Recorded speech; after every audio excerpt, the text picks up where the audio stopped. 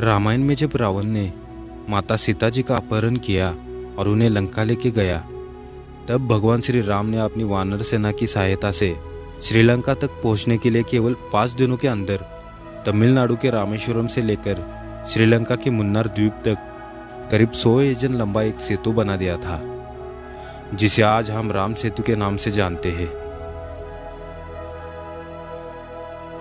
यह सेतु इतिहास में हुए अद्भुत निर्माण के साथ साथ लोगों के बीच आश्चर्य और आस्था का प्रमुख केंद्र भी है। दोस्तों, इस वीडियो में हम राम सेतु से जुड़ी ऐसी बातें जानेंगे जिससे कि ये साबित हो जाएगा कि राम सेतु सिर्फ एक मिथ नहीं बल्कि एक सच्चा निर्माण है।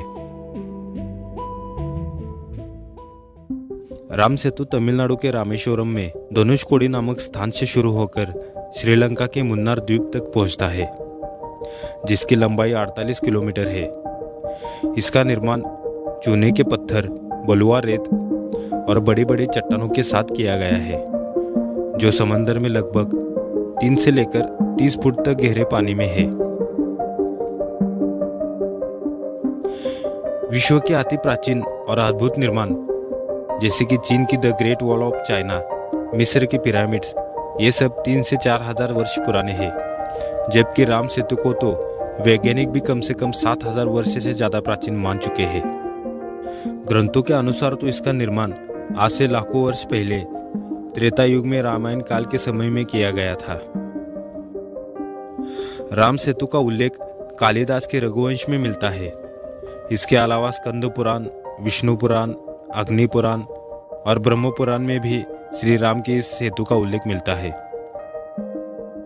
वाल्मीकि रामायण के अनुसार इस पुल का निर्माण नल और नील भाइयों ने वानर सेना की सहायता से केवल 5 दिनों के अंदर किया था, जिसमें पहले दिन 14 योजन, दूसरे दिन 20 योजन, तीसरे दिन 21 योजन, चौथे दिन 22 योजन और अंतिम दिन 23 योजन पुल का निर्माण किया गया। एक योजन करीब 13 से लेकर 15 किलोमीटर लंबा था। साथ ही इस पुल की चौड़ाई 10 योजन थी। इस पुल के ऊपर पत्थर तैर रहे हैं और नीचे रेत है, लेकिन रेत यहाँ पर बाद में जमा हुई थी। रिसर्च से ये पता चलता है कि इस पुल के पत्थरों को लगभग 7,000 वर्ष पुराना और रेत को 4,000 वर्ष पुराना माना गया है। इसका मतलब ये है कि निर्माण में रेत का इस्तेमाल नहीं किया गया, बल्कि ये रेत बाद में उन पत्थरों के नीचे जमा हुई थी।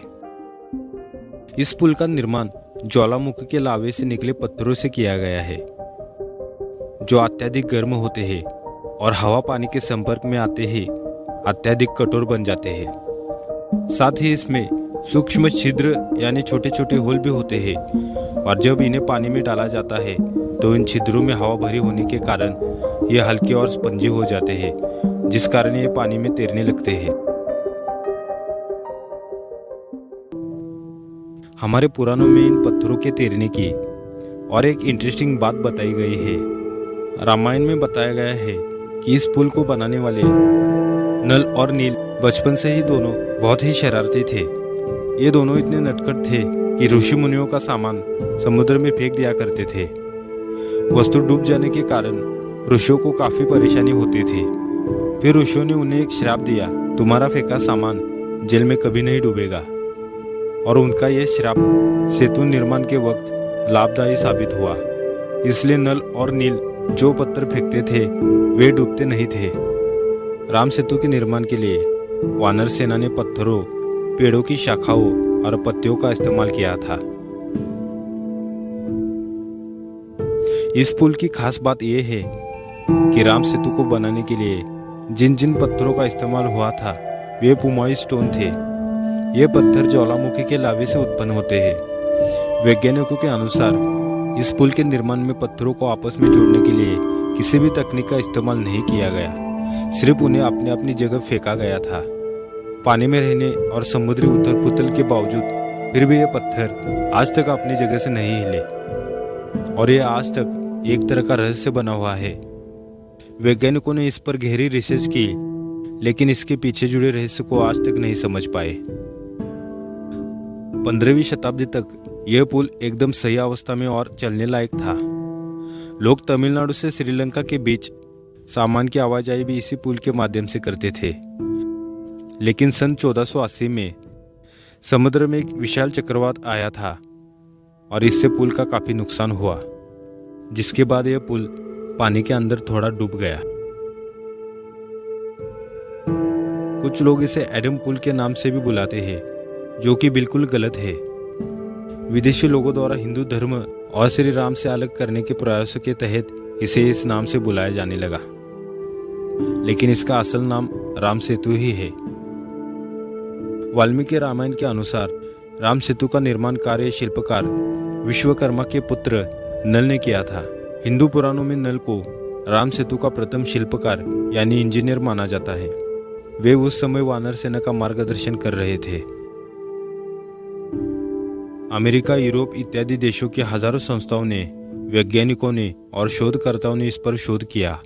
उन्होंने तथ्यों के साथ ये दावा किया है कि भारत और श्रीलंका के बीच मौजूद ये राम सेतु प्राकृतिक नहीं बल्कि मानव निर्मित है, यानी इसे किसी इंसानों ने बनाया था। अमेरिका के वैज्ञानिकों को इस बात के प्रमाण मिले हैं कि राम सेतु के पत्थर करीब 7000 साल पुराने हैं और इन्हें किसी खास आकार में समंदर में डाला गया है, जबकि दुनिया भर के किसी भी समंदर में उस तरह के पत्थर नहीं पाए जाते जो कि हजारों सालों से इतनी मजबूती से टिके रहे। उनके अनुसार यह हमारे इतिहास के लोगों द्वारा बनाया गया एक ऐसा अद्भुत निर्माण है जो शायद आज की तकनीक से भी असंभव हो। दोस्तों, इस वीडियो को लाइक और अपने दोस्तों के साथ शेयर करें और दुनिया भर की ऐसे ही फैक्ट, हिस्ट्री और नॉलेज से भरी वीडियोस देखने के लिए हमारे चैनल को सब्सक्राइब जरूर करें। जय हिंद, थैंक्स फॉर वॉचिंग।